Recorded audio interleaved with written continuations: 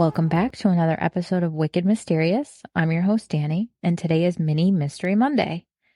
No real housekeeping today other than the usual. To like and subscribe, please. And if you could leave us a rating and review on Spotify or Apple, that would be really helpful. And that's really it. So let's get right to the mystery. In the Sonoran Desert of California, northwest of Yuma, Arizona, and just north of the Mexican border, lies a tiny town shrouded in mystery. That is, if you consider a place with a population of 2 a town. This is the very strange mystery of Felicity, California, located in the absolute middle of nowhere. Let's get into it.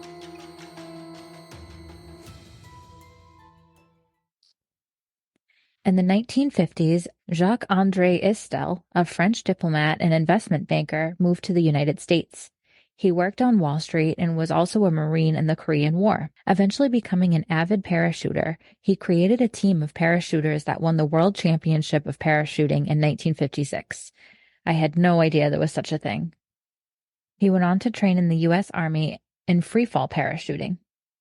Then in the 80s, Istel sold off his parachuting business, and with that money, he purchased 2,600 acres of desert in 1986.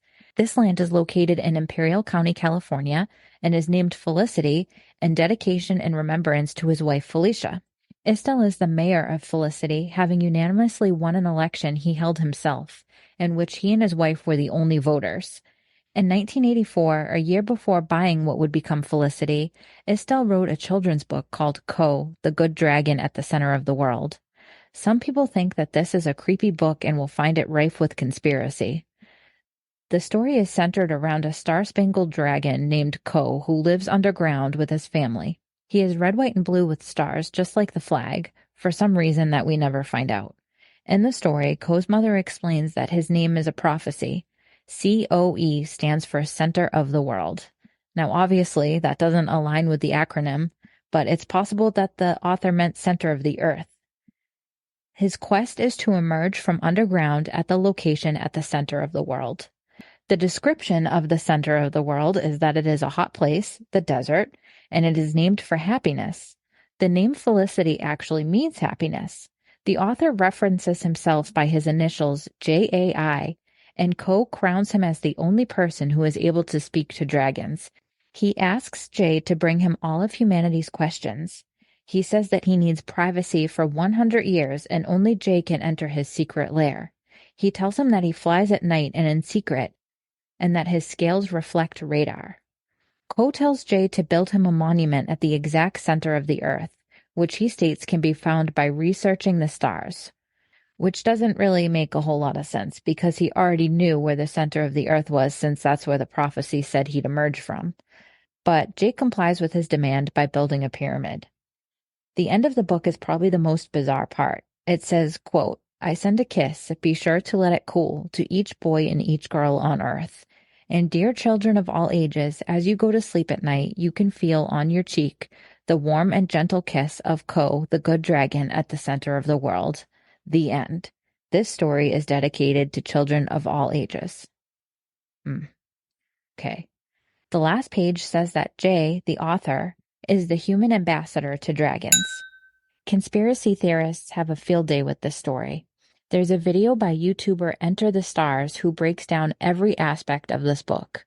He points to numerology and the number of spikes on the dragon's tail, to the smoke puffs shaped like 666, to even the octagon-shaped glasses Ko's father wears. The monument referred to in the book that was built in Ko's honor is actually a real pyramid in Felicity. It is made of glass and stone and stands 21 feet tall.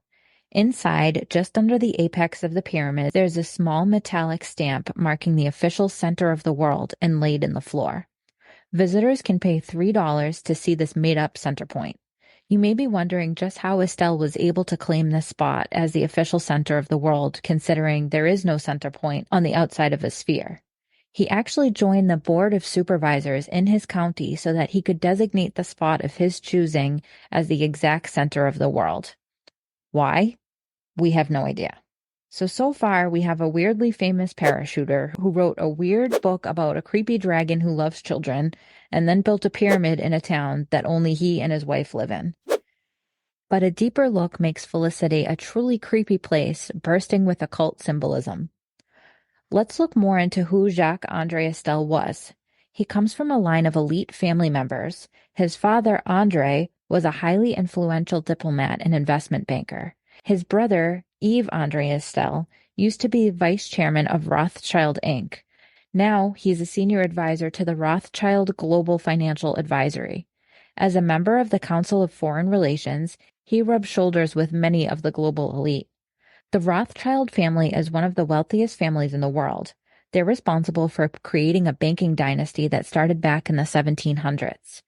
This dynasty made them one of the most powerful families of all time. Many conspiracy theorists believe that the Rothschilds are shape-shifting reptilians, while skeptics claim that this is anti-Semitic rhetoric. Many fact-checking websites will go as far as saying that the Rothschilds do not control central banks and are not even on the list of wealthiest families. Still, theories prevail that the Rothschilds are part of the Illuminati, the Freemasons, or some other secret society. So the link back to Jacques-André Estelle and Felicity is its strange Masonic symbolism and its potential link to the global elite. The structures in the town of Felicity have a very strange layout. There is a chapel built up on a hill, and it sits directly across from the pyramid. In between these two structures, there's a large shape made out of 62 granite walls. And notably, this layout is very similar to the layout of the Vatican as well as Washington, D.C. Felicity has a strange maze, which from above looks like it's in the shape of 666.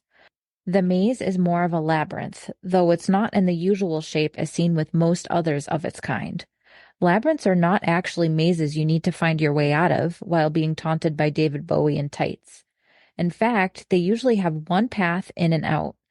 They started in ancient Greek mythology where a minotaur was held in the center.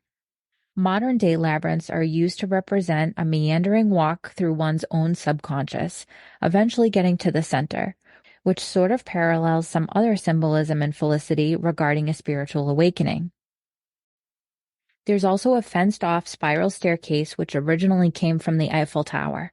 The staircase leads to nowhere, stopping at the top of the third spiral. Many see this as another link to the Freemasons, though the staircase pictured on the Masonic patch has a specific number of steps at each turn, and this is something it does not share with the stairs located at Felicity. The Masonic staircase has 3 steps, then 5 after the first turn, and then 7 steps to the top. These stairs are supposed to represent youth, manhood, and old age. The slabs of granite that give the landscape its geometric shape are 100 feet long, 477 pounds each, and about 5 feet high. Built to be a wall of remembrance, some of the engravings include important moments in the history of French aviation, the history of California, as well as the history of Arizona. These slabs were installed by a group of engineers and are expected to last 4,000 years. He calls this his Museum of History in Granite. One of the slabs of granite has Michelangelo's The Creation of Adam etched into it. As thevigilanttcitizen.com points out, this famous painting portrays God floating inside what looks like a human brain, and his hand points to Adam. This symbolically represents a spiritual awakening and the idea that you yourself are God. This is also written in the Bible as well, where it says, "The kingdom of God is within you." This is important when understanding the layout of Felicity. In the center of the town, there's a sundial made of a replica of God's hand from the Creation of Adam painting. The finger is pointing from the direction of the chapel on the hill and is pointing toward the pyramid.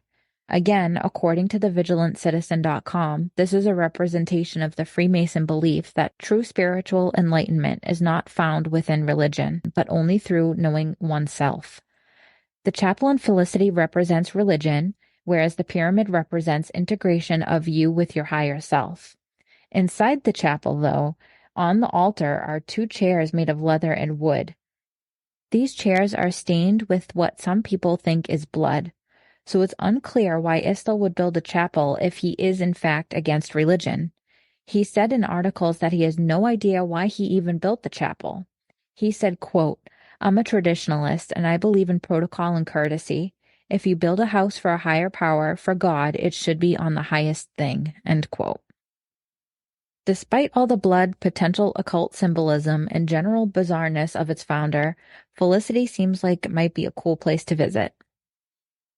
Thank you for listening to Wicked Mysterious, and we will see you again next week.